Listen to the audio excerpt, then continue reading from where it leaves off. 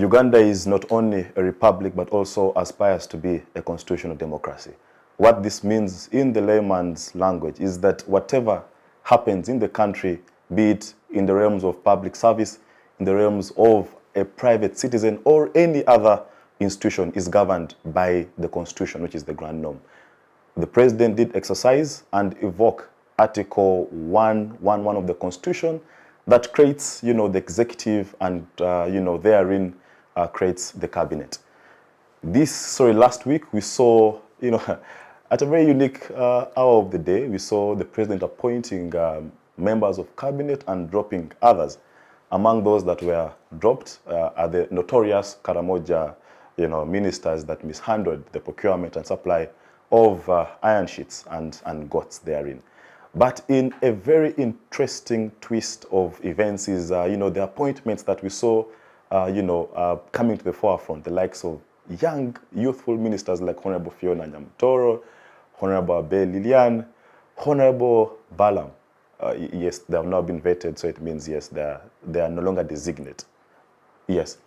So, well, that and much more. What do these appointments mean, moving towards 2026 general elections? Viewers, welcome. I'm joined by a panel of distinguished and immaculate young people that I now introduce to you, and in no particular order. From the students' movement is the new bold vision, and with us today is its leader, Roy Rugumayo. Roy, we are very happy to have you. It's always a pleasure. Thank you so much, comrade. It's indeed always a pleasure on my side as well to be invited for such discussions and on this very powerful civic space television. Thank you once again. Wow, we are very happy to have you. A master's student of diplomacy and international relations, as well as a volunteer with the United Nations Development Program under the Youth Affairs docket there. Writing is Michael Taremwa. Taremwa, it's a pleasure to have you for the first time. Oh, yeah. It's a pleasure to have me. And it's a pleasure for me as well to be at this civic space. I want to extend my sincere gratitude to everyone who has taken their time to listen to these wonderful conversations that's coming from the youth. Yeah, true. Our country has faced a lot of reshuffles that we've seen a few days ago, and it is an honor to be invited here to speak on these matters that are really affecting our country, that very vibrant in this very time. So it's a pleasure for me to have me here. Interesting. All the way from Butaleja district, that is in the eastern part of Uganda, and also a member of the National Youth Council, and therein, and also a member of the National Resistance Movement Secretariat, leadership, is Sovereign Hasahya. She has been on the space a couple of times, and she joins us again, this time as the only lady on the show. Sovereign, we are happy to have you. Thank you so much, moderator Kidega Moses, and all the viewers. Greetings, ladies and gentlemen. I'm so glad to be part of this show once again. I've been here several times, so I really appreciate that. Thank you for always giving me time and opportunity to come and share my views and with different panelists. Thank you so much, comrades, for being here. So let's keep it rolling. Thank you. All right, let's roll this time with someone who I expect in the near future to appear among the CEOs under 40. Is the CEO of Bridge Foundation Uganda. The name is Agaba Bridge Murokole, all the way from Kisoro district. Very happy to have you. Thank you, comrade. I'm very honored to be back at the Civic Space TV, and we give back the feedback to the community as the young and youth of purpose today, as we are living in the changing Uganda. Yeah, very interesting. Well, colleagues, let's just begin right away. Roy Rugumayo, there is trickling good news from Senegal. A young man has just been appointed president. So not appointed, has won a democratic election and is now, yet to be sworn in as president of the Republic of Senegal. Well, that we can, wish him all the best, but our context here in Uganda is that the new appointments, let's just get your preamble. What do you make of them? A general comment. First, of course, I would love to congratulate His Excellency. I've only learnt of his name as Faye, yet to learn of the others. 44 years, he's a holder of a master's degree, a few details that have come in yet. Recently imprisoned for his participation in the rejection of changing of the constitution to introduce a third term. So it's a beautiful story of from prison to State House. There's so much enthusiasm in Senegal and across the continent, mostly because of his age, that he's a young man. Some people have said perhaps Africa is rising and all that. But I'd also associate myself with a school of thought that thinks we should congratulate people more for what they'll do than for just being. So I'll congratulate him after maybe 3 years when some tangible work has been done. Then we can say, indeed, African youth are rising and taking on the mantle. So in the same vein, I would love to join the rest of the country to congratulate all cabinet ministers who have been appointed and those who have been reappointed to cabinet, and wish them all the best in their mandate to serve the country moving forward.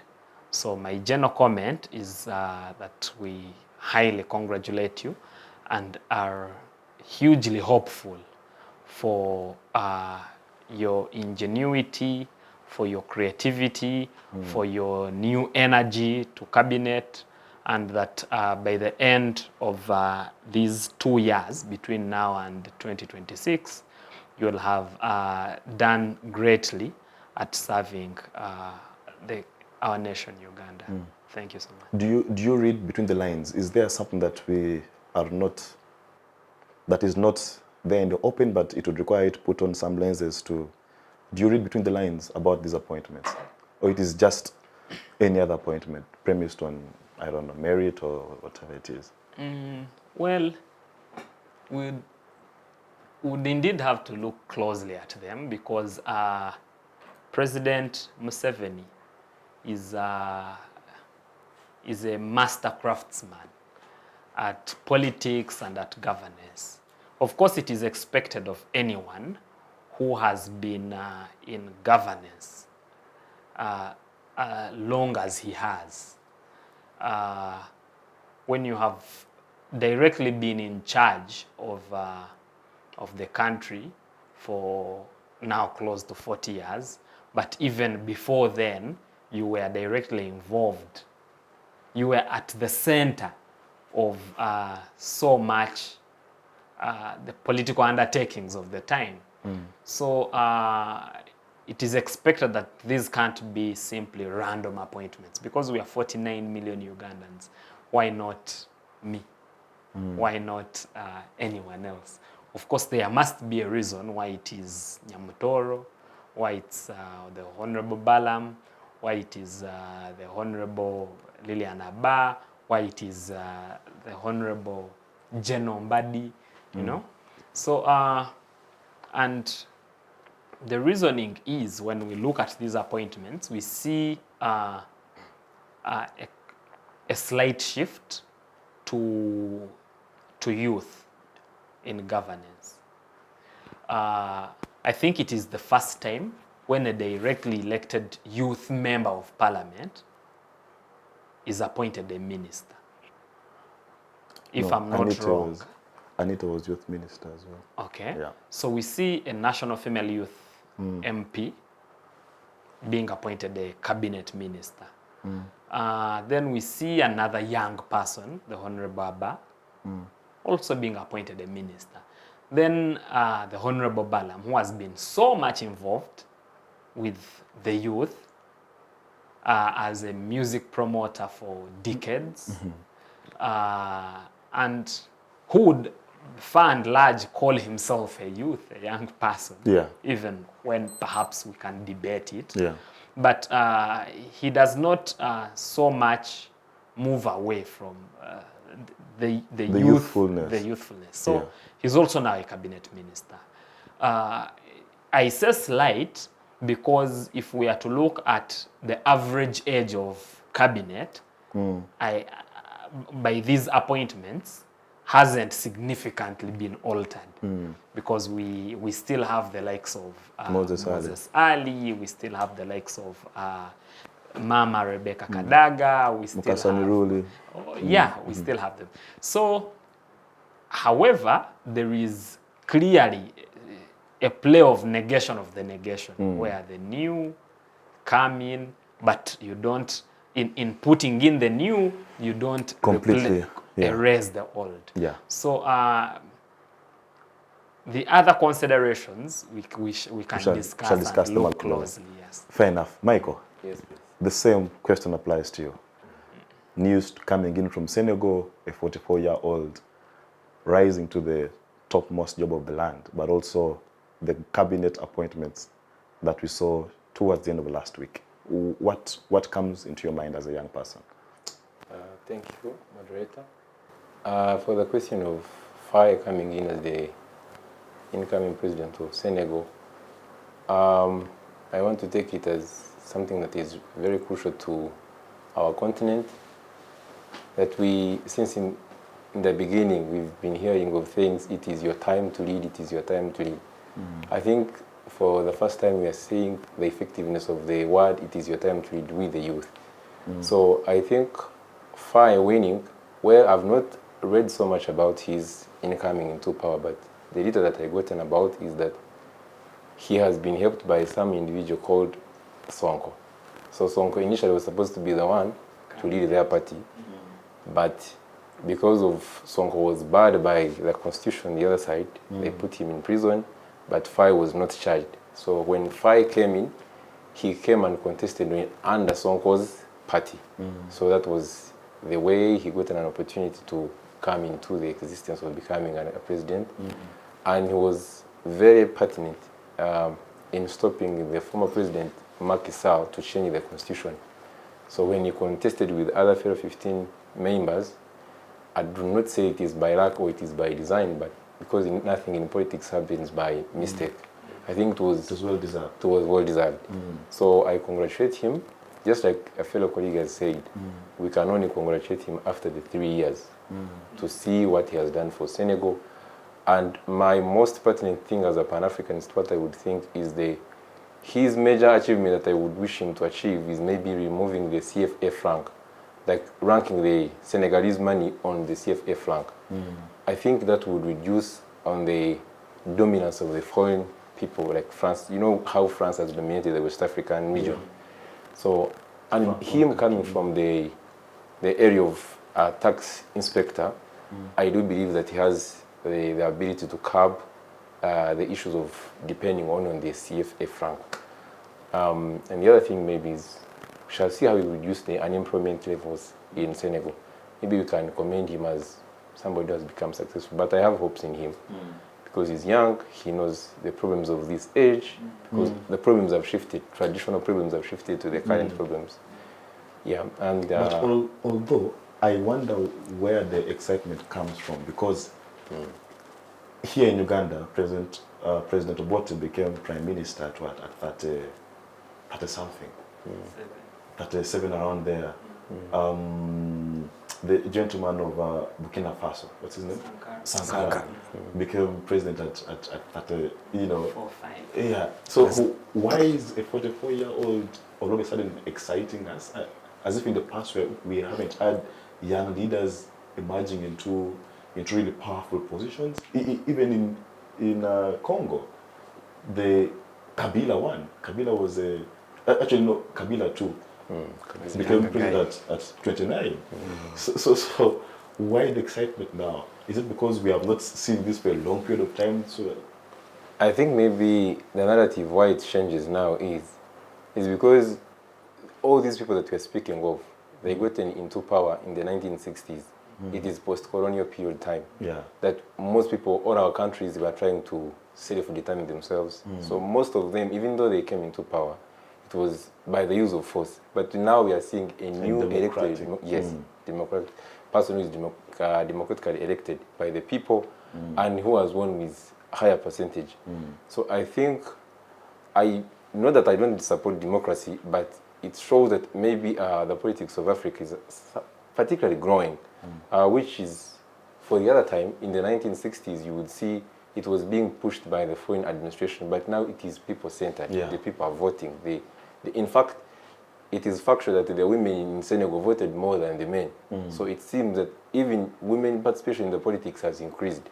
So I really commend it, and I do believe even other countries from Africa can copy from that. Interesting. Now back to cabinet here. Back to cabinet.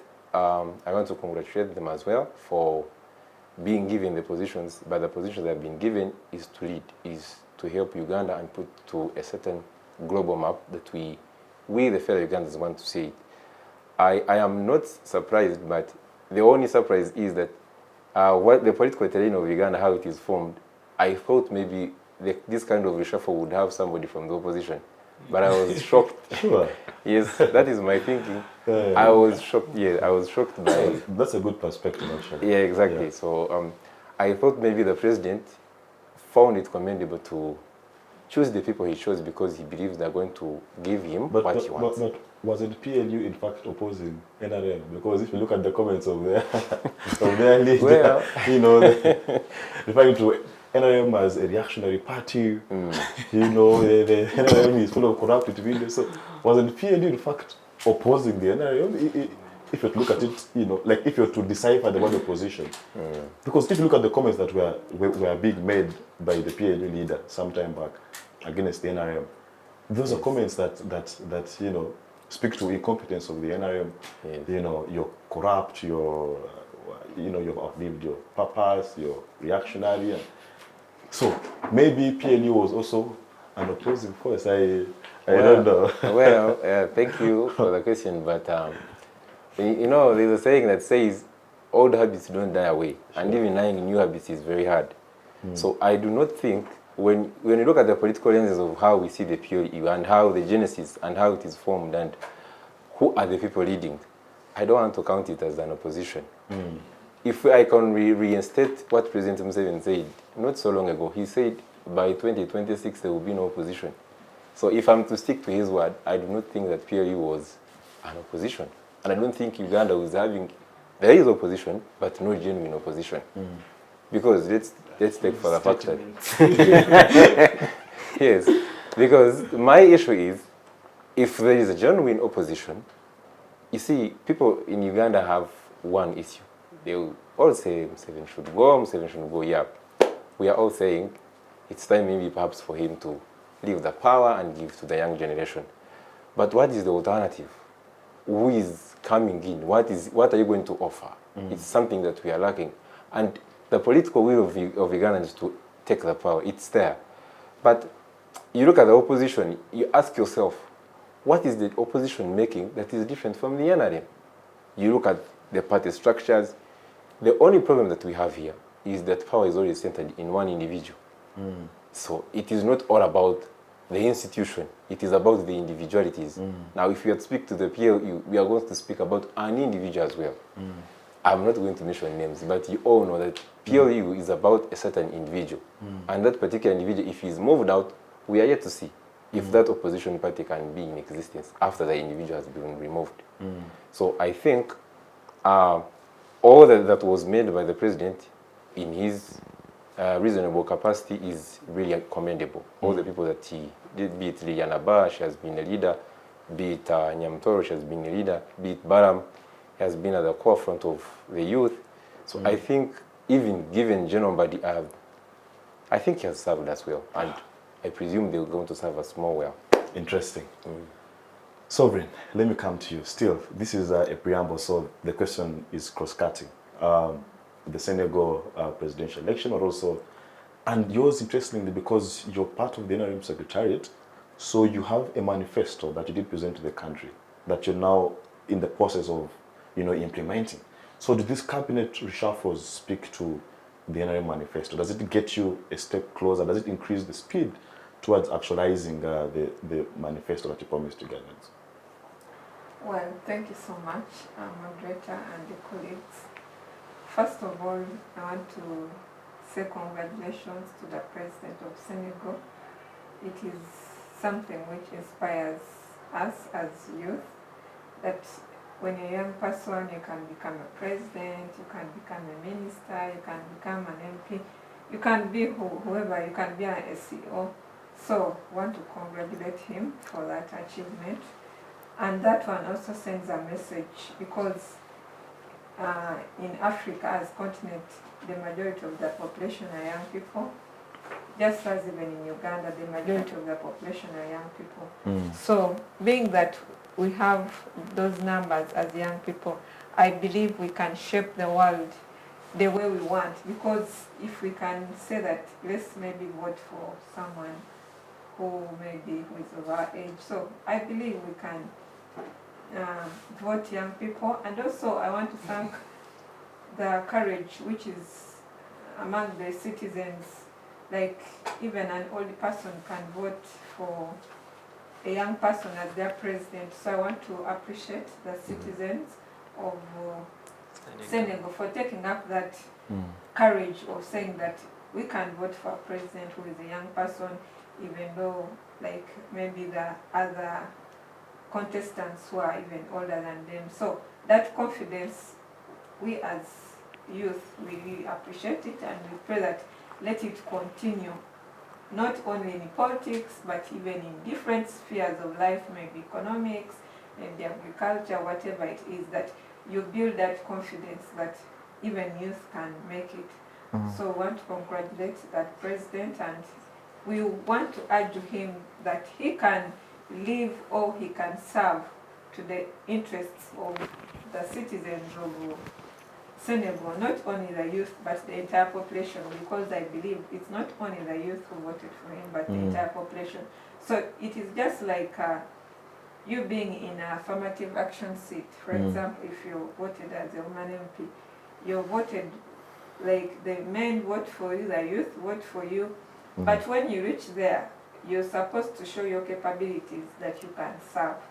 So it is the same, such that now that they have given him, he has to show his potentials, and such that other continents also will learn from it. True. And will, like, not only in maybe leadership or presidency, but maybe in other, maybe LC5, we can have more youths who can be governors of districts. We can have MPs who are youth. So if we can do well, it will also inspire other continents across the world.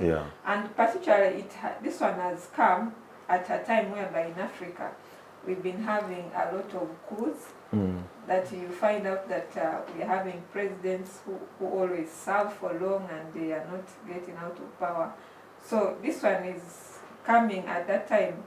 That is why it is given more attention, because we've been having a lot of coups, overthrowing governments, and some people have not been, like, we have taken long without having a youthful president. So that is why it has taken that attention.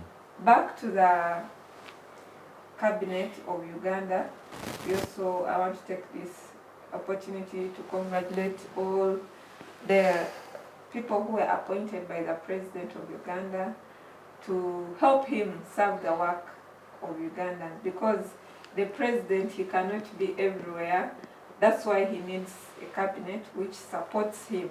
They are generally supporting him to implement the NRM Manifesto, which was put to Ugandans, because that is the manifesto they put. So when they are elected, they are supposed to implement that manifesto. So that is what the ministers are supposed to do. That is what is on that table. We want to congratulate those ones who were elevated, for example, like Honorable both, he was elevated. So we want to really congratulate those ones who retained in their positions, because some were dropped, but others retained their positions.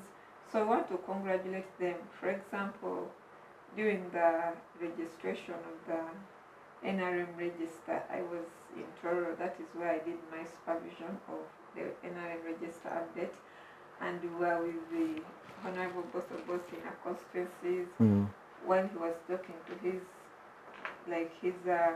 colleagues, his constituents.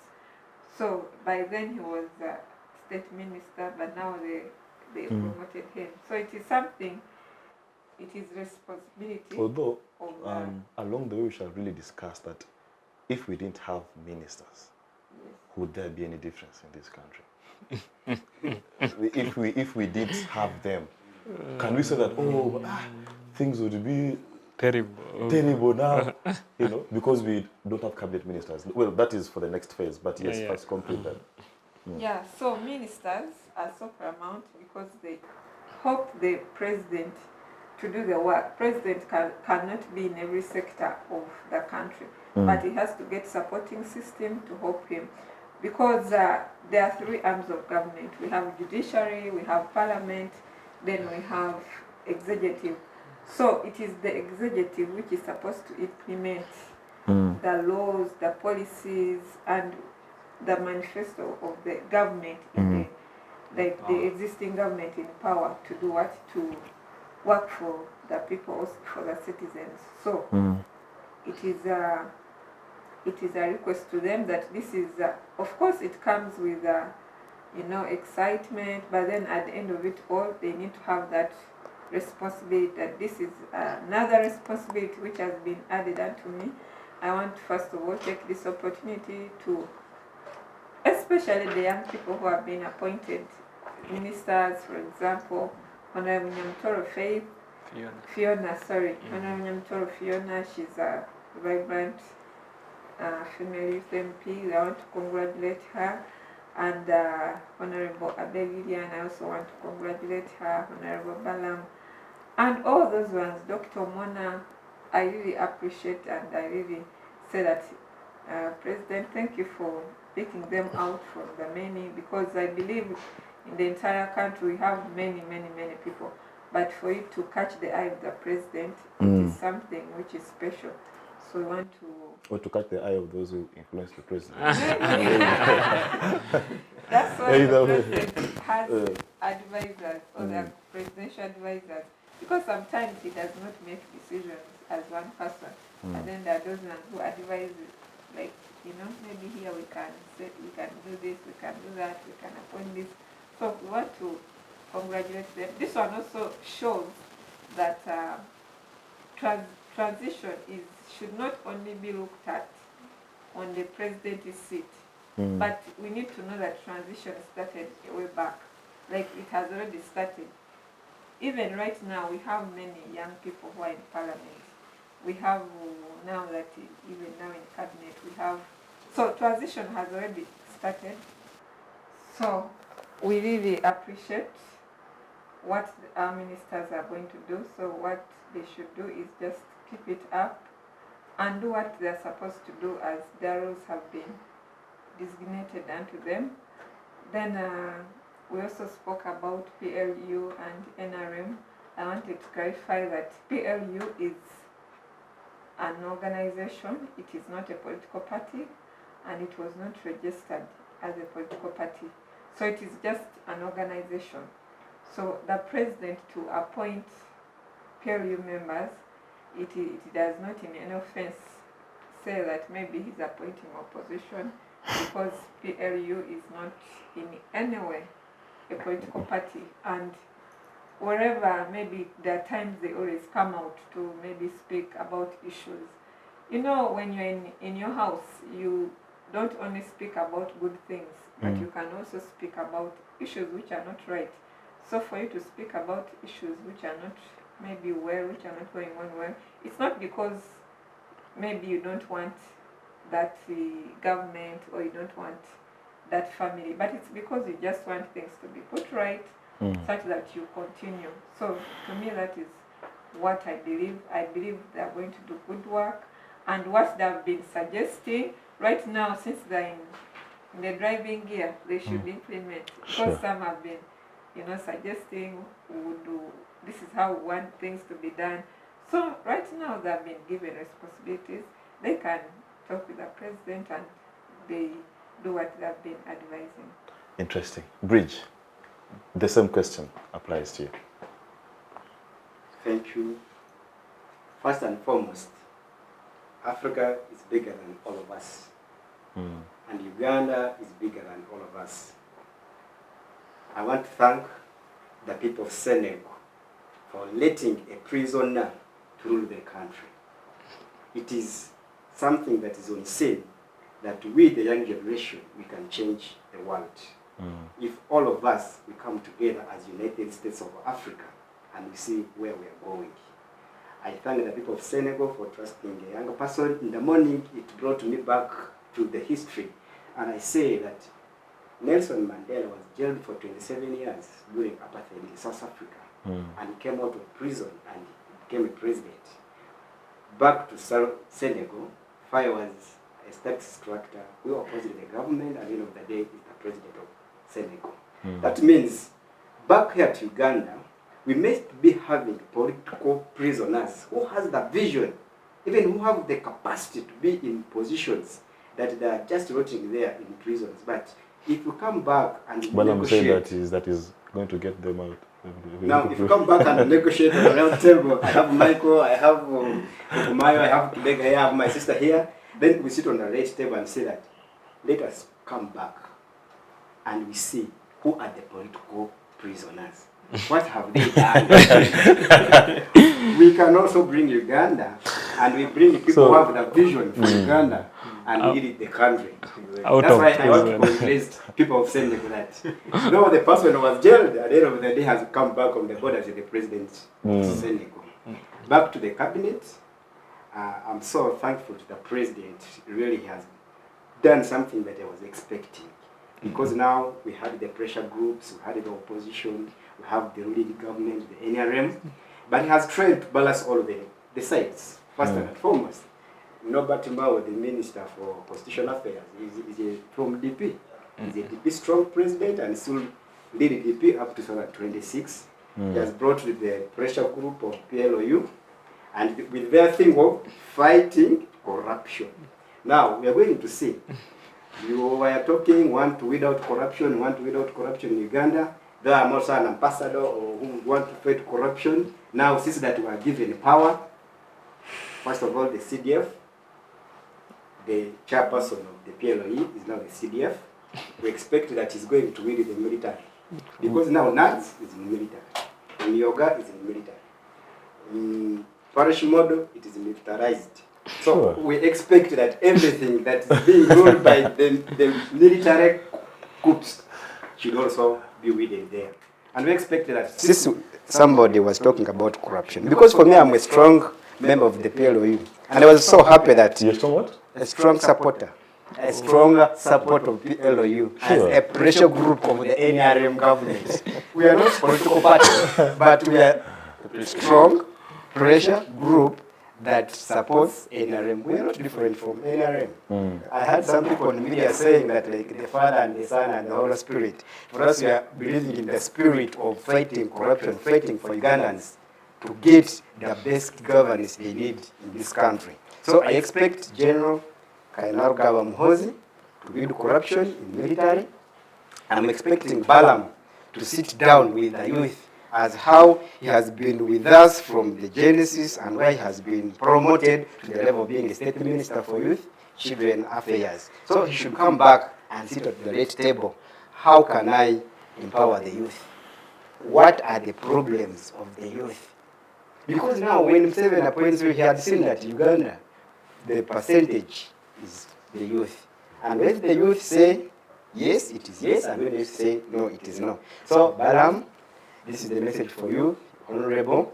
Go back to the basics where you said you want to fight for the youth and first freeze the political prisoners. As an example that we have seen in Senegal, we may be having younger leaders there in prisons who are rotting there with visions for this country, who can be the member of parliament, who can be the MP, who can be the minister, who can be the CEO, who can be in our position where we are. The president. But because they cannot access. We cannot get such a leader. So let us have political prisoners out of prisons, and see how we can see them mandate. Because I remember that if you are jailed for more than 3 weeks, that means you have gone to the University of Understanding. You had known your problem where you were arrested, you have known the problem where you have been there, and you have gained the mandate that when you go to the community, you can change. You can change the society, not being a prisoner, that you cannot change the society. Now we have examples of Nelson Mandela, we have examples of fire.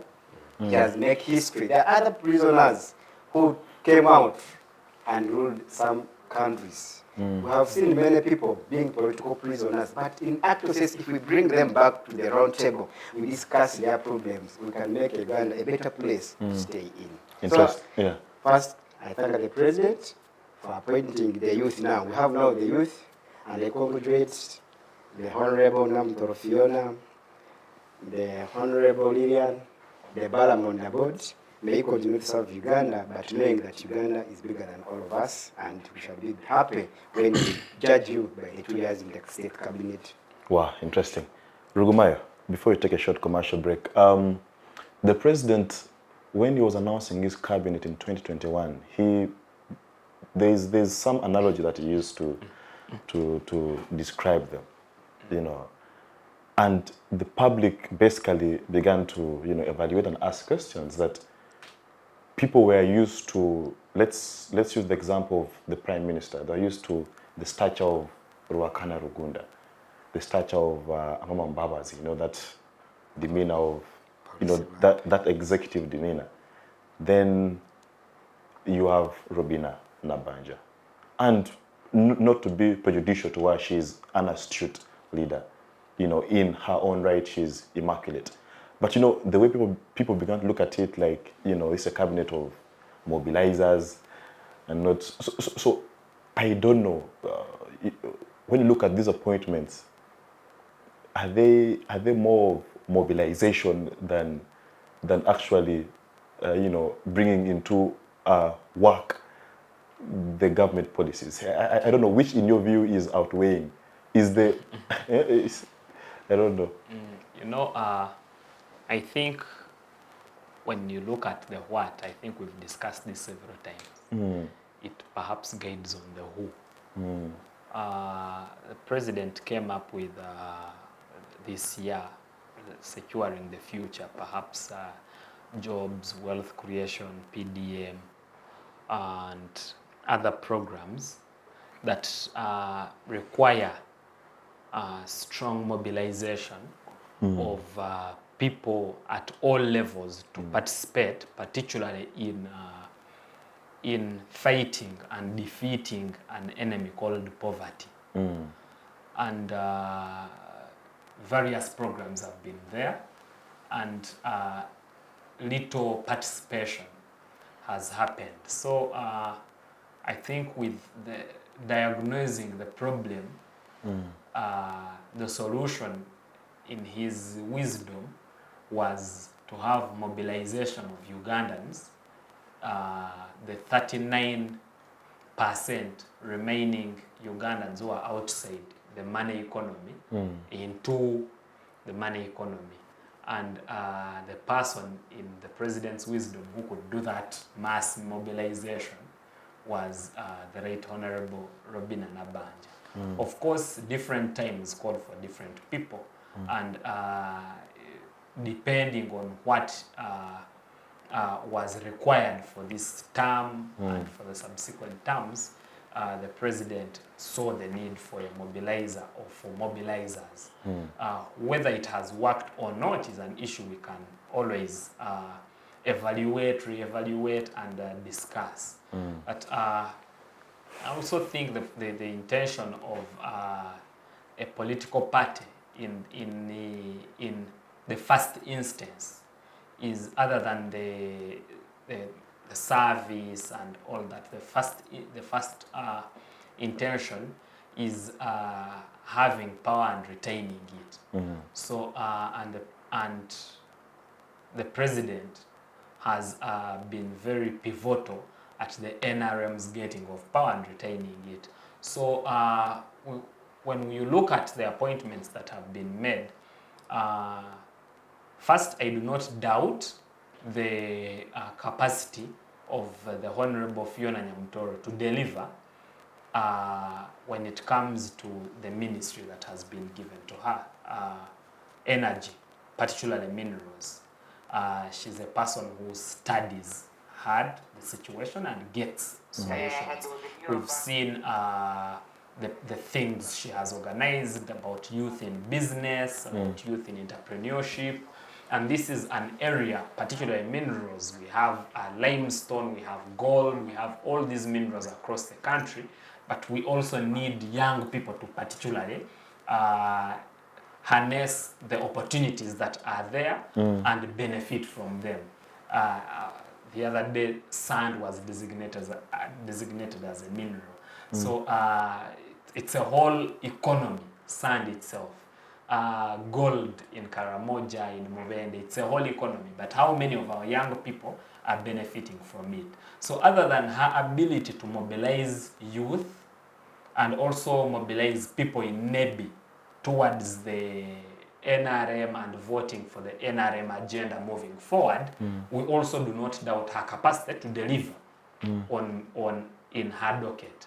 But also when you look at the Dr. Mona and his experience as a member of parliament, very astute one, as the head of finance in NRM,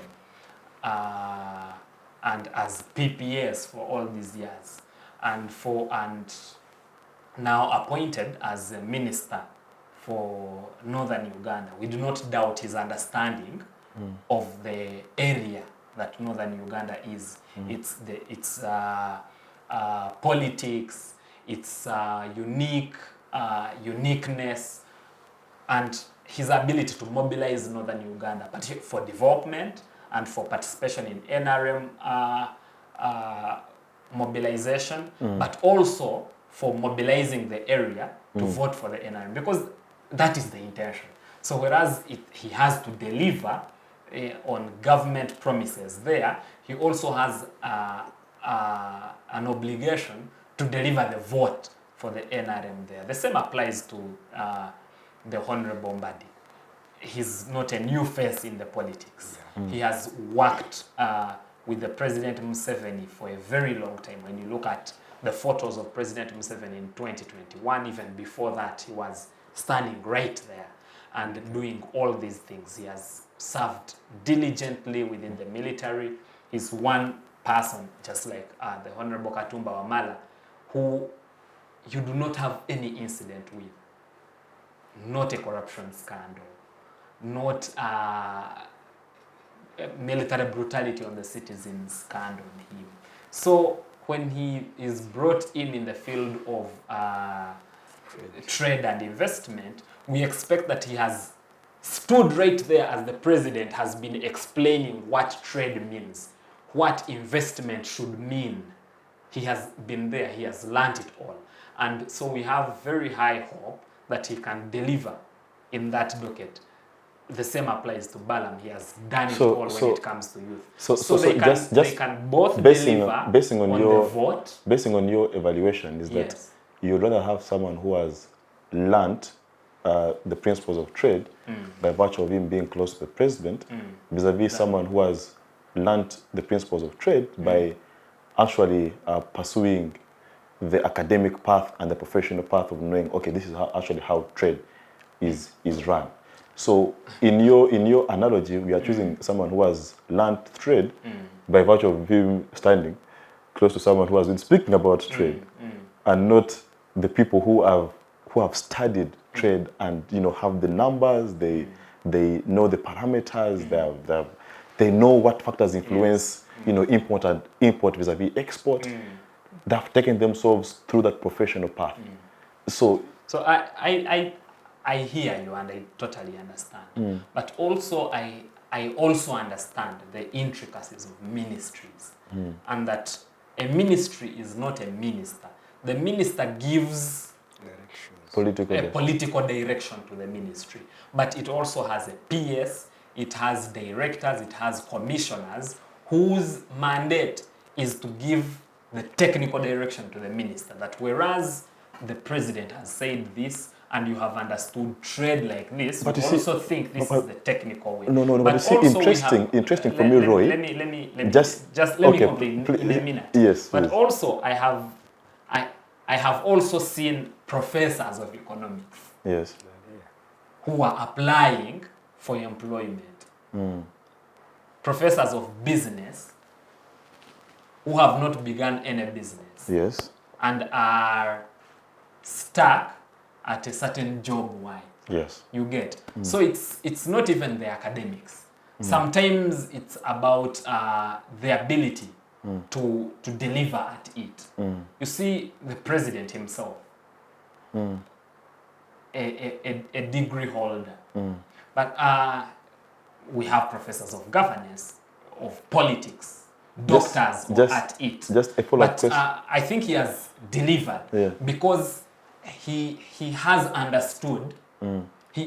He has the vision and the political direction to which he can take it. Then the comrades Mutebire can guide Okay. on the technicalities. Interesting. Yeah, You sure. mentioned something about the ministers offer a political direction. Is that correct?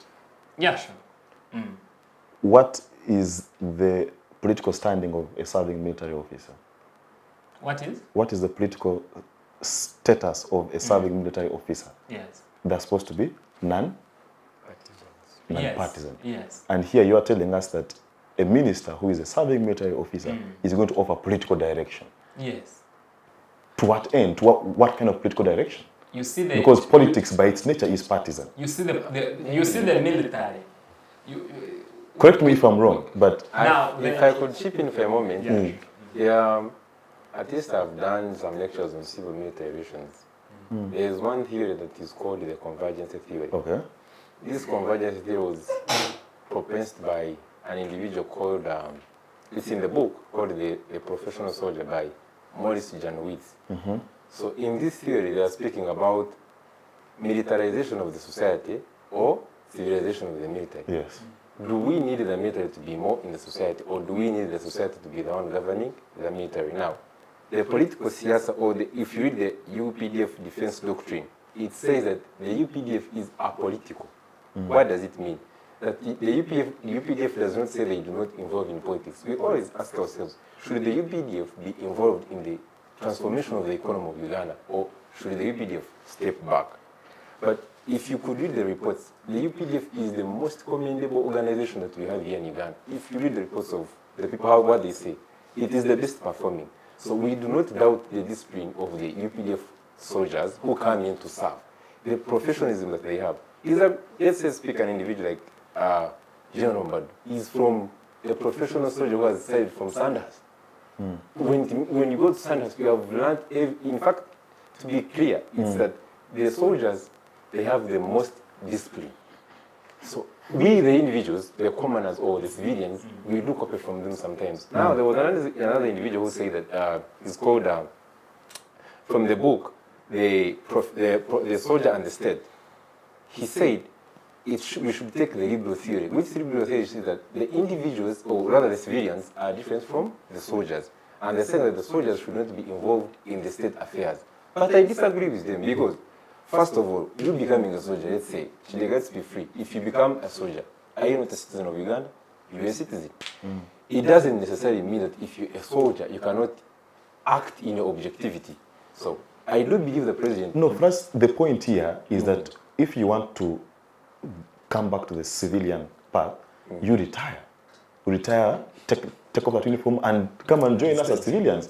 Why do you want to come to mingle with civilian affairs when you're in combat? Oh, okay. What the question desires is we have, this theory is exposed more in my mind by the late Brigadier Rugumayo. Yes. That we have two alternatives. To create a soldier who is a robot, whose role is to take orders. Go and shoot these ones. He'll go and do it. Go and do this, he'll go and do it. Or the other alternative is to create a soldier who is a conscious citizen. And his role is to keep society safe, particularly for development. That his intention as a soldier is that society is safe, is cohesive, but is also taking part in the movement, in its social-political movement. That's why in the UPDF there is political commissars. So that this doctrine of a conscious soldier is deliberately built within them. And that is why you find them, the NEC is constructing at the airport, is constructing at Makerere University, and working together with citizens. But also with all that the soldiers have been doing, with the Wazalendo Circle, all over in Fort Portal, they opened a branch recently in Barra, all over, people going and getting money from. We can't so now all of a sudden where does that leave, for example, institutions like the Ministry of Works? Like, you know, UNRWA, if you have the military constructing roads, then how about other institutions? No, they are all, it's not that when the military is constructing roads, these ones should stop doing it. It's not that there is a deficiency of roads that when this one works, there won't be space for the other two. Isn't that some of the issues that we have as a country? Redundancy.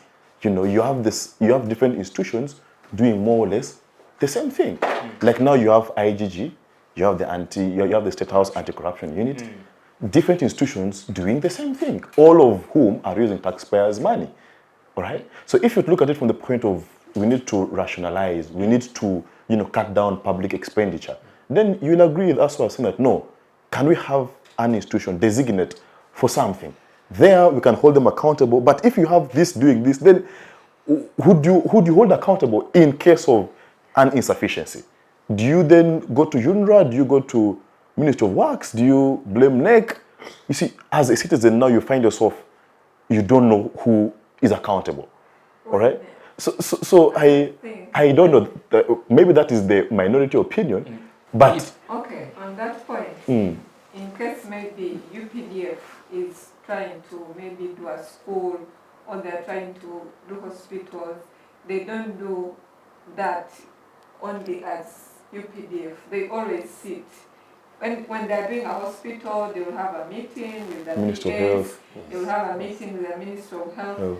So they will do it, they will sit it together, then strategize on how to do it. They don't do it alone as military. So military it is because our military right now, we have a professional military. Like the professionalizing military, it is becoming now diverse. We have engineers brigade, we have, you know, that's why they're coming out, you know, to lend a hand. But you see, what you guys are telling me, what you're confessing towards is that you're putting an indictment on the public service. That there is insufficient professionalism in the public service. That's why you're going for a more professional institution what like happens? The UPDF, a more disciplined. Because if you have a professional public service that is disciplined, that you've gotten them through merit, then they are professional, they are disciplined because they went through a meritocracy process.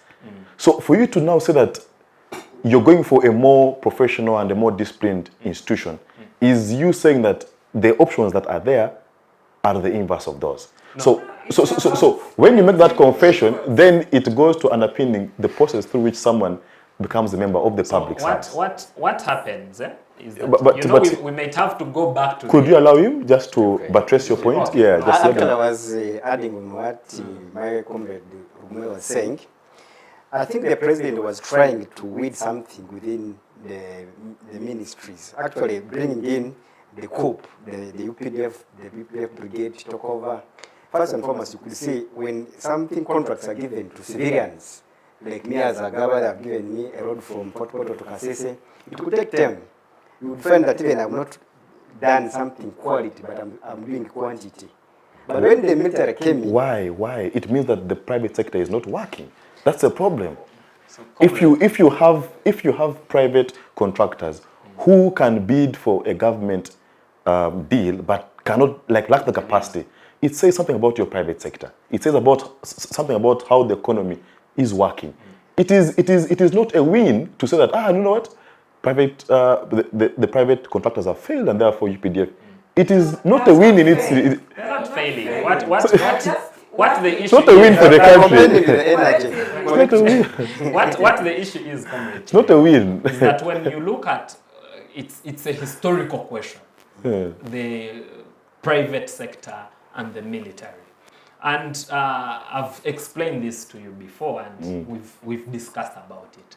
That when you come from a context like ours, okay, which has been coups and military takeovers, and especially when you look at that 1980 to 1986 war, when you have a protracted civil war, okay, there is a tendency everywhere, when you look at it, everywhere there has been a protracted civil uprising.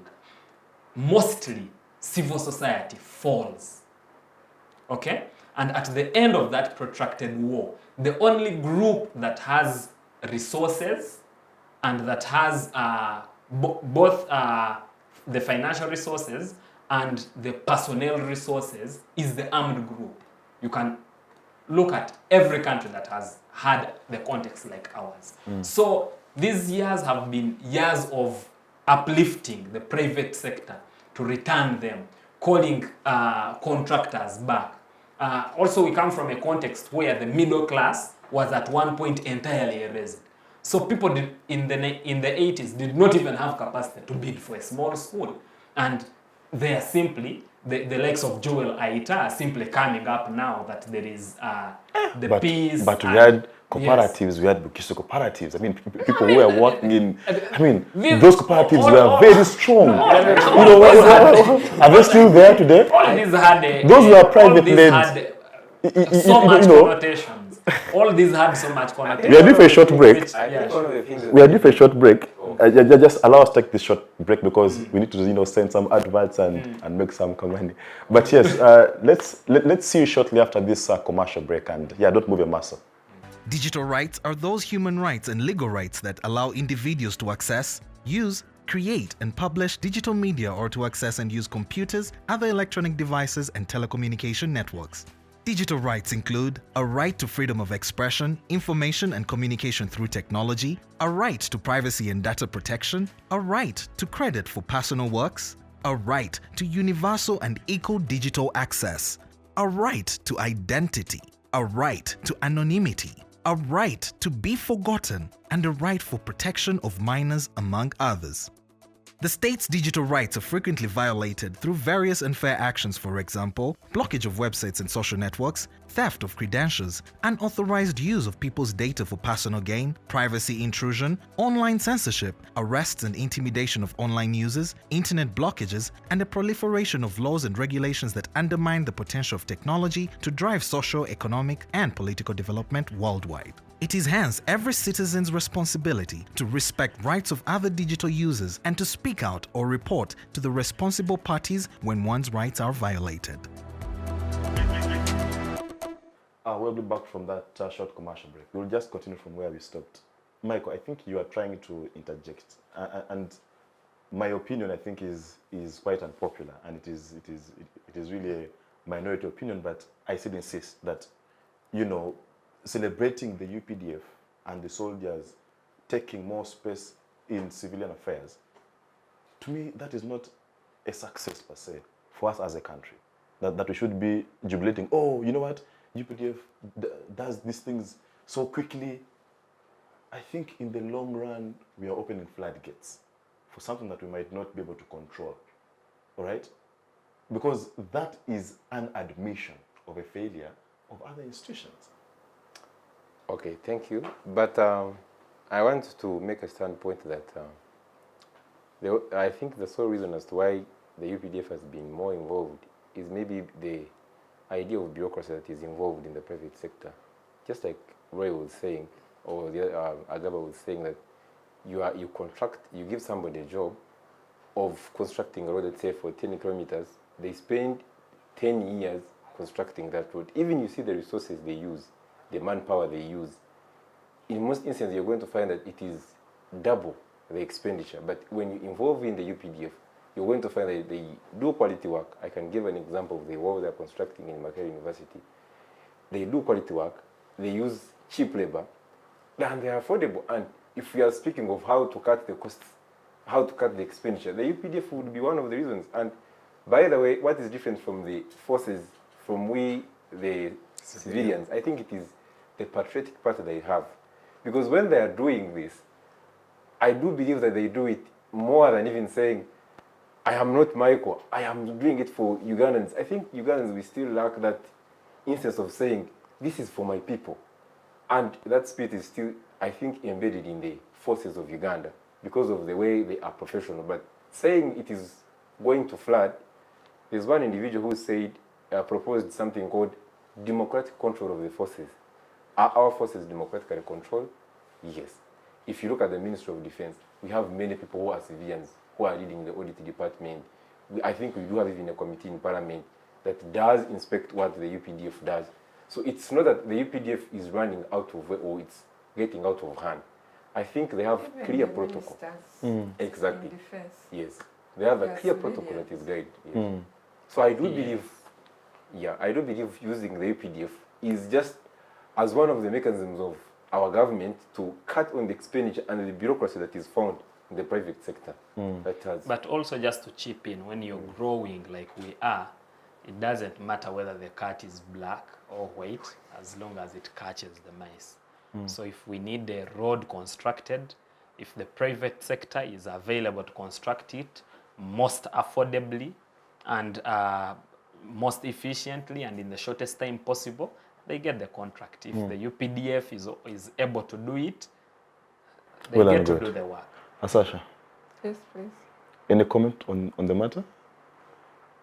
And a comment on that, it is about the civilians, about mixing up with military. It's no longer like those days whereby when you're seeing a military officer, there's that fear, you know, You run which away. is attached to it.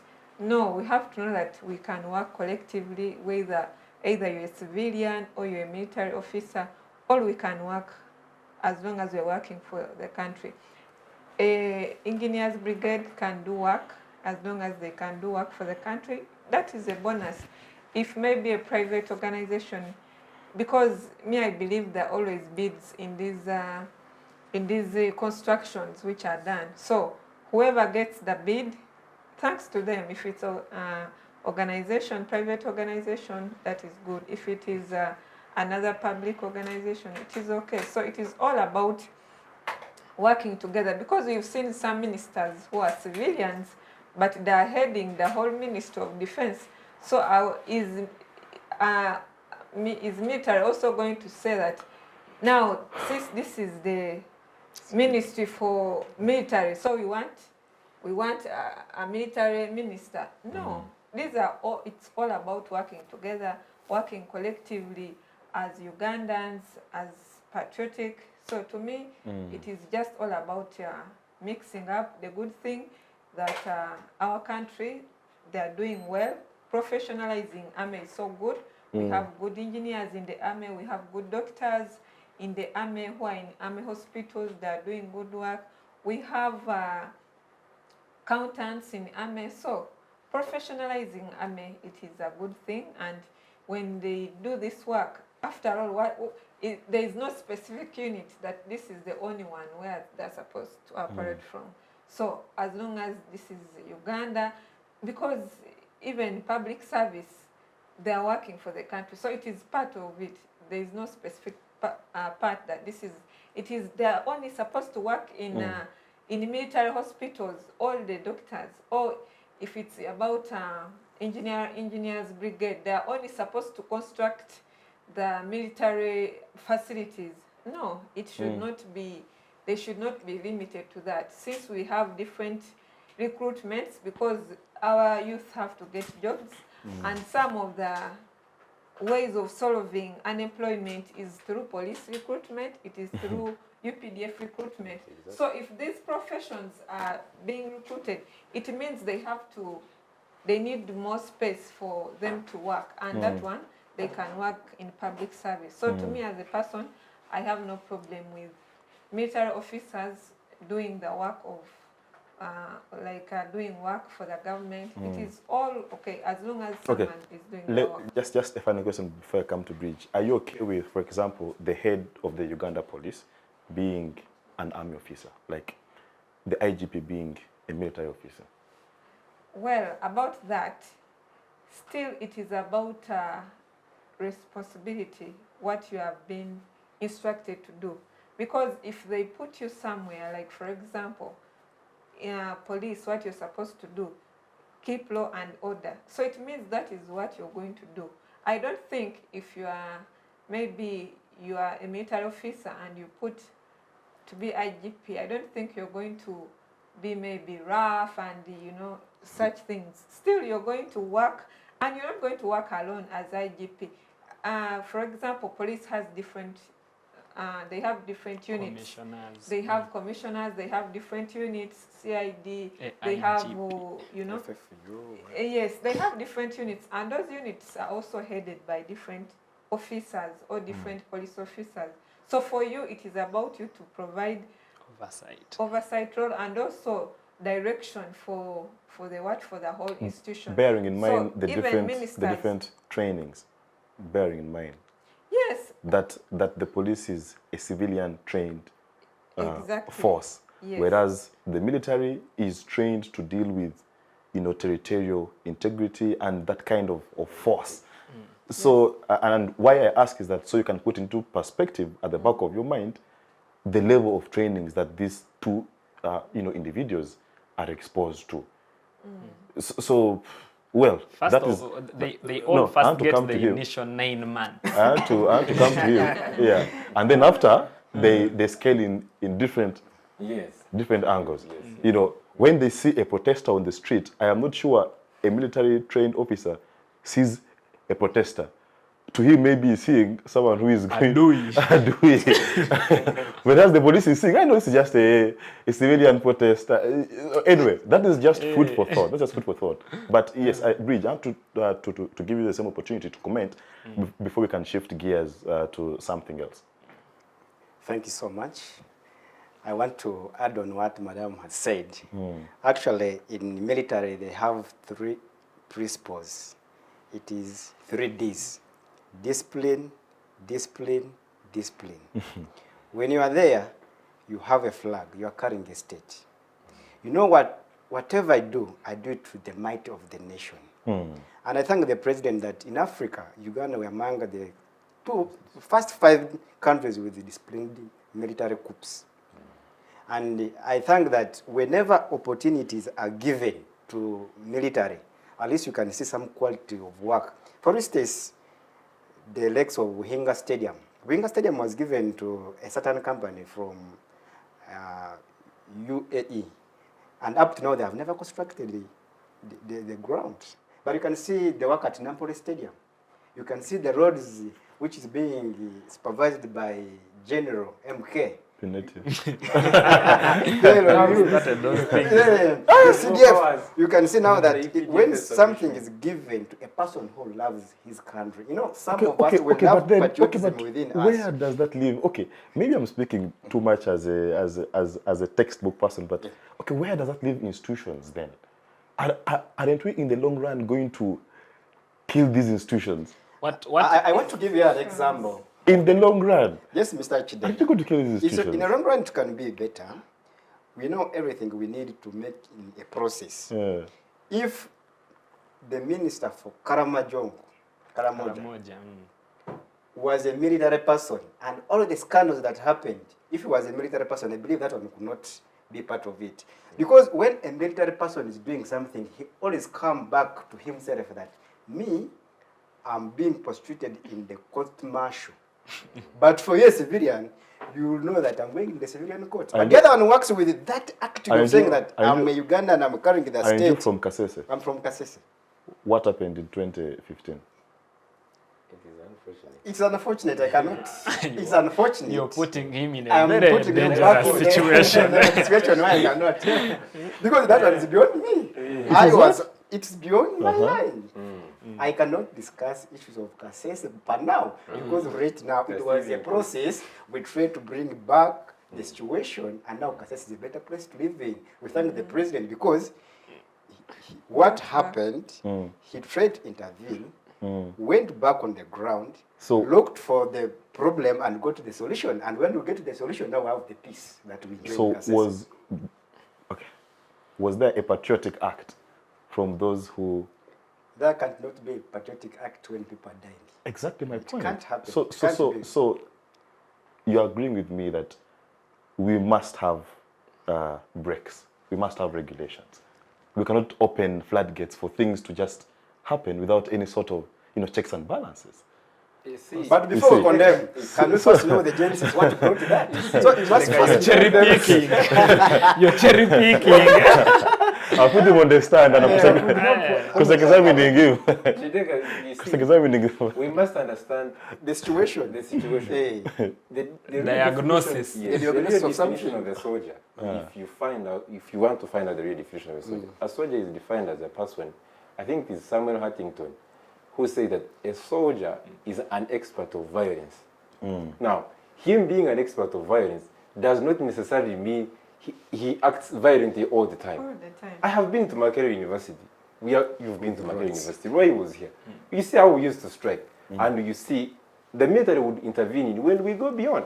So the military comes in, like for the issue of Kasese, when something has run berserk, when it is beyond the control of the police, like you've been saying, why would somebody from the military head the police? I think it is in the military and the police, yes, they are same institutions, even though when the military is way upper than the police, but there's something they share. And by the way, the police, rather the military, they have, I want to say it's like something called, they are trained in issues of emotional intelligence. They learn these things, more than even with the civilians.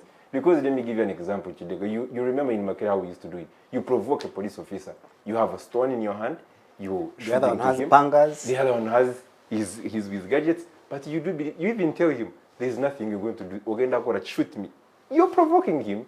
He's an individual, and you're trying to harm his life. So being an expert of violence. But Michael, are we being fair in our evaluation? With what? With all this military situation? What? Exactly. Because when the journalists went to capture what was happening, I think at the human rights whatever, and were beaten by military officers, was that a situation that was out of hand in terms of a civilian? These were journalists with cameras, and they were beaten. No, that's Kidega, what you're ignoring is context. Exactly. The context of a journalist? Context. A democratic society, you free see, media and free speech. you see things colleagues, in I want to different trigger us I want to pose you one question. Aspire for better. Now, Yeah? If I don't trigger us to aspire for better, Ndugu, and to talk about these things boldly, then we are never going to make any difference eventually. What I think we can all agree on is that we can do better, and we must do better. We should not even just aspire to be better, but we have a mandate to be better, both moral and a constitutional mandate. So it's not even about who is beating the journalist, whether it is the military or it is the police that is doing it, or it is fellow civilians who are doing it. It must not happen in the first instance.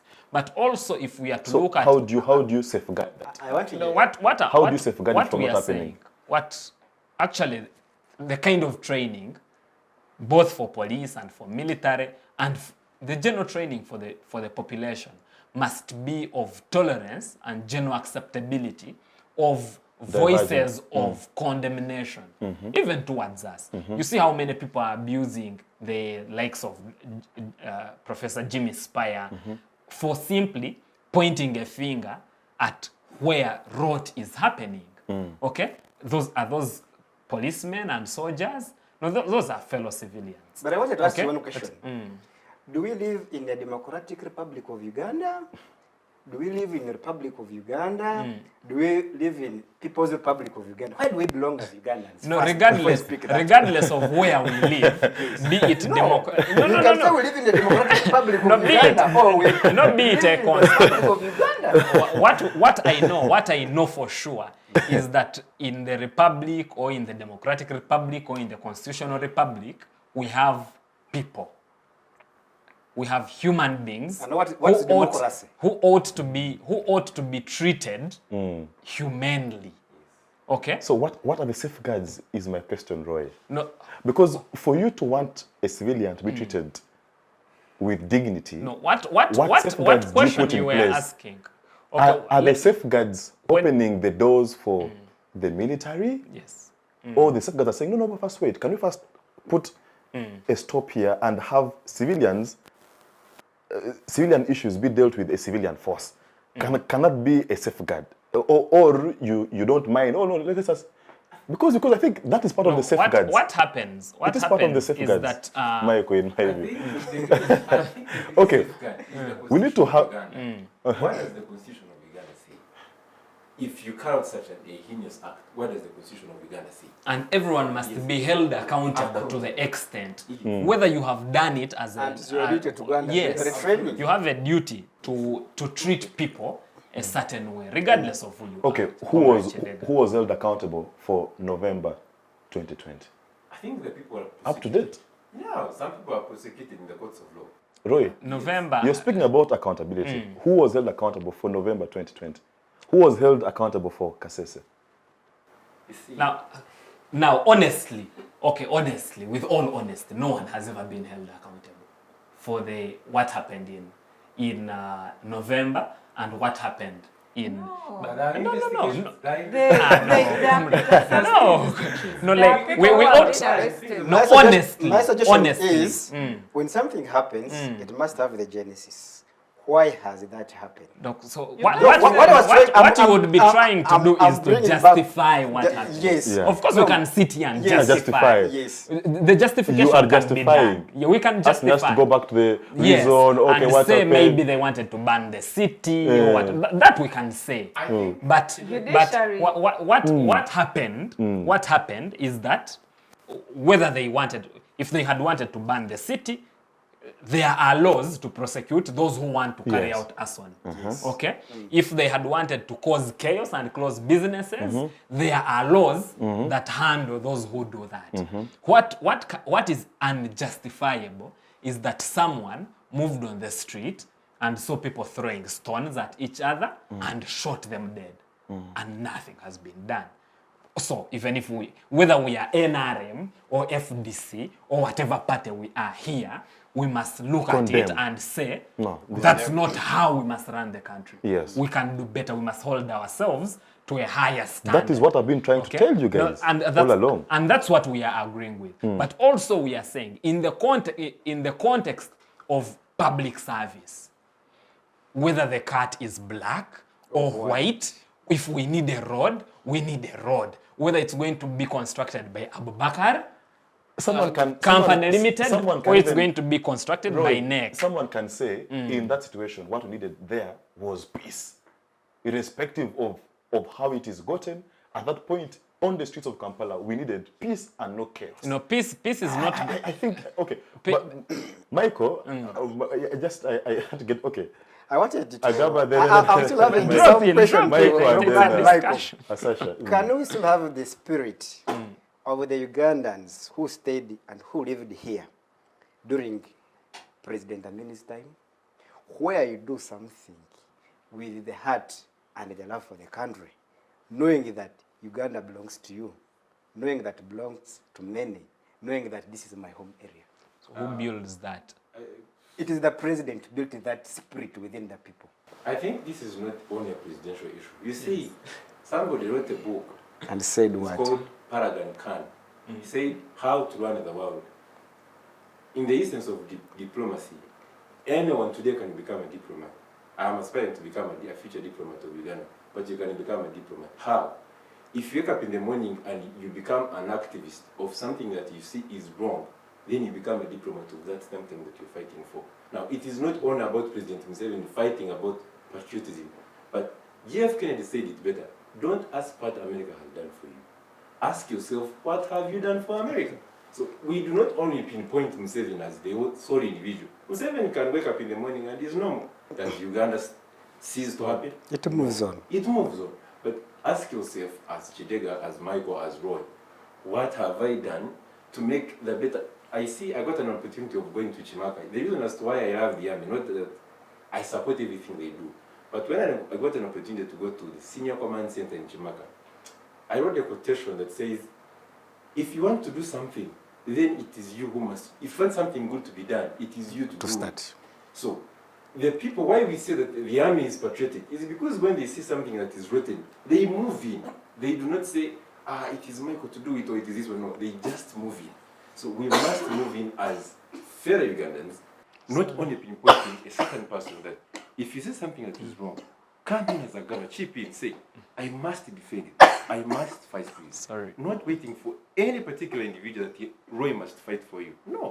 Roy, you see, when you read that book, How to Run the World, he says something that is called selfish interests. Now, imagine a situation whereby I'm an academician, Roy is a politician, she's a doctor. We have different ideas, but we live in one same world. Now, how are we going to run that same world when we have different ideas? It goes back to what we call the realism theory. What does realism theory say? That people have different ideas, so we are in a chaotic world. But to harness that, we must look at things that affect us. Things like climate change. Things Generally. like, environmental. Okay, I borrow your brain. Yes. But I want to go back to Kidega, what he said that what can be done to see whether police can be led by a civilian person.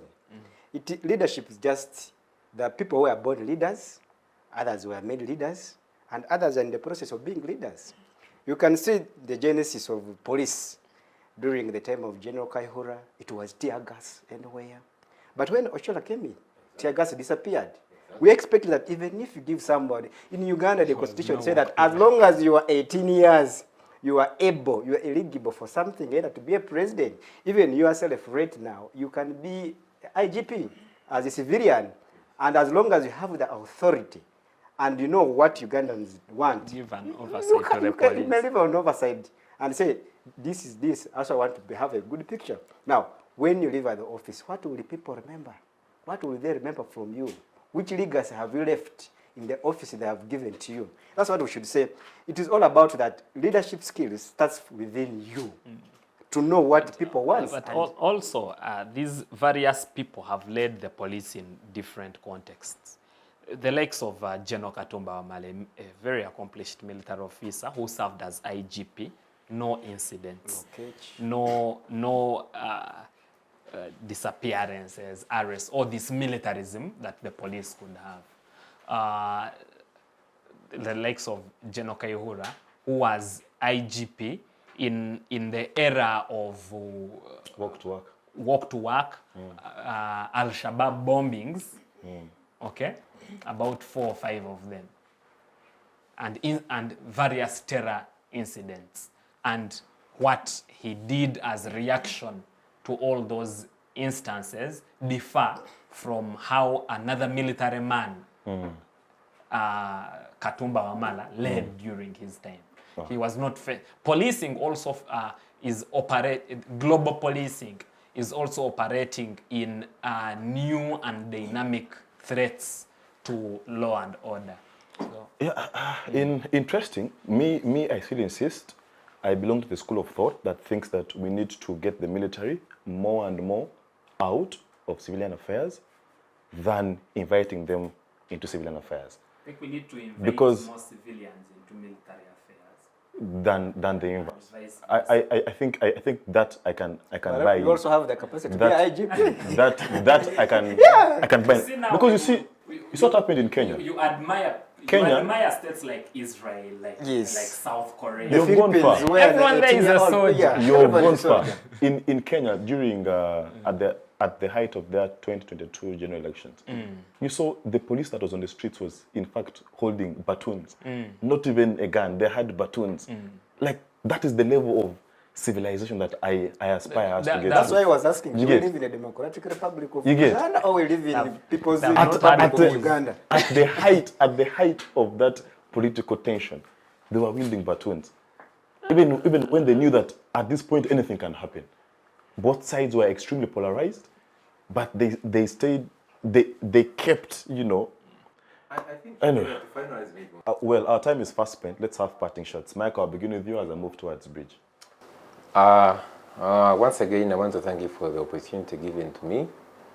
And I want to once again congratulate the people who were given the mandate of leading Ugandans, embarking on the 10-point program of the NRM. I think it should be the bedrock of them for everything that they do, because what they bring in is the policy recommendations that they're going to be making. What we shall see in the achievement is the policies that will put in place before they leave the power, and how they're going to change. Let's say in the terms of, let's say for Baram, in Honorable Baram rather, let's say how he's going to transform we, the youth, in this shortest time span. You see, it doesn't require you a lot of time to do a lot of things, no. It just requires you the right time and to do the right things. I could give an example of Magufuli. He was just the president of Tanzania, I think, one term, which is 5 years.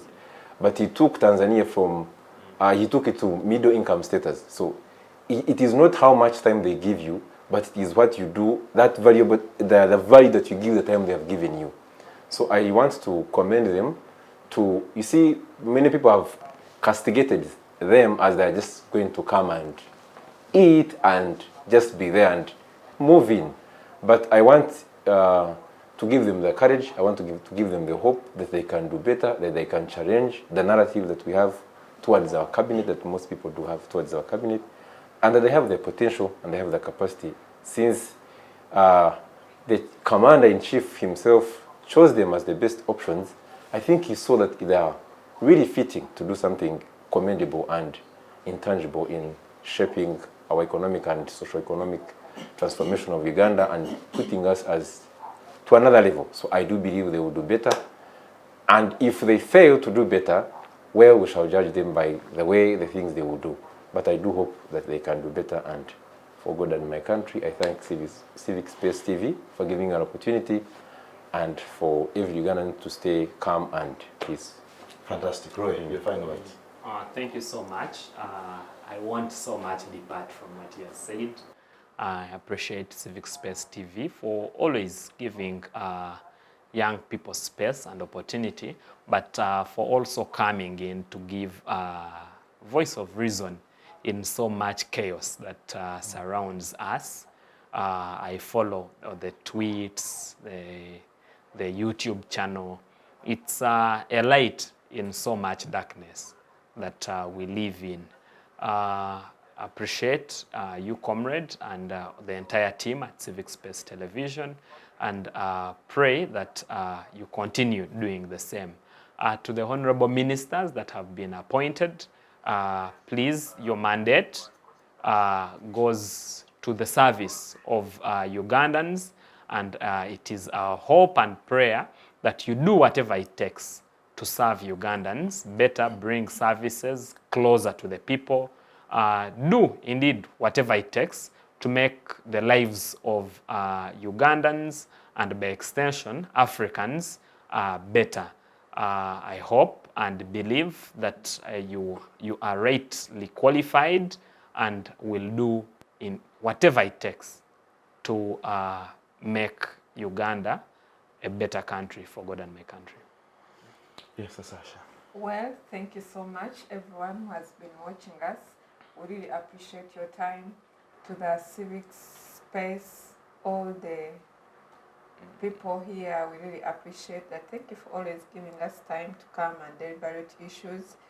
Majorly here for the youth, on the youth round table, we really appreciate. And to all those people who have been appointed, because that is the topic we've been discussing about, I'm just calling upon you that just do your responsibilities and make us proud, especially the young people he's talking about. Honorable Nyamutore Faith, Fiona, Honorable Abba Lilian, Honorable Balam, and all of you who have been appointed. Just make us proud as young people, such that you never know when you do well, the president will be impressed, and in the next cabinet he will appoint again more ministers, because you've shown capability, you've shown commitment. So be our role models, do well, such that next time we shall have more of that.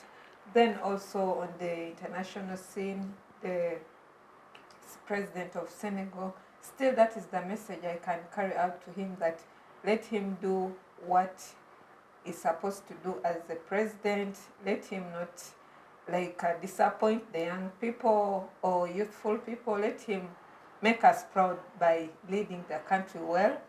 And that one will also make us as young people to be inspired in different offices. And my message to the young people outside there, it is, don't despise yourself. Since we are the majority of the young population, we are 78% of Ugandan population are young people. It is high time we wake up and take spaces in different fields. You maybe be LC5 on your LC5 councillor or a governor. Maybe you want to participate on a parliamentary seat. Wake up and go for it. No one will give you space if you don't struggle for it. No one will just say, you come, now you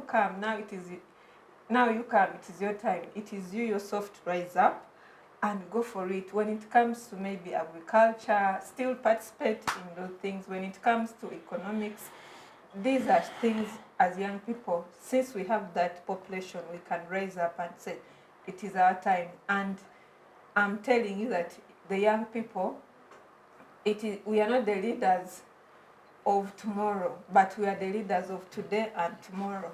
So let us also, the community members, our big people, I would also encourage us to always mentor these young people, because the sustainability of Uganda, it is on the young people. So let's work together such that we promote our youth. And also, one time, the president was saying that as young people, we should focus more on ideology, So it is always good in your political parties, whether you're in UPC, whether you're in FDC, NRM, wherever you are, always find out what is the ideology of your party and what are the principles of your party, and those are the ones which can help you to shape your political space.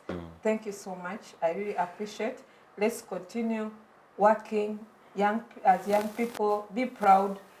Cause positive impact in your community, in your district, in your nation, in the whole globe. Thank you so much. Yes, Bridge. Thank you so much, Civic Space TV, for always inviting the youth of purpose to give feedback to the community. First and foremost, mine is the prayer to the president for thanking you for whatever I've done, bringing the youth back to the board. As you're going to appoint more RDCs, bring more youth of value. We have the Rugumayo here, we have the Michael. Whenever he's given opportunity, they will show up and really, because the minister may not be able to reach to the community, but when a youth is appointed as an RDC, he's too much with the local people at the district level. So my prayer, as you're appointing more RDC, see the younger leaders, not use the channels you always use to get some vocal guys who are there to mobilize the youth of Uganda. And to the international scene, I thank the president of Senegal for making it out of prison.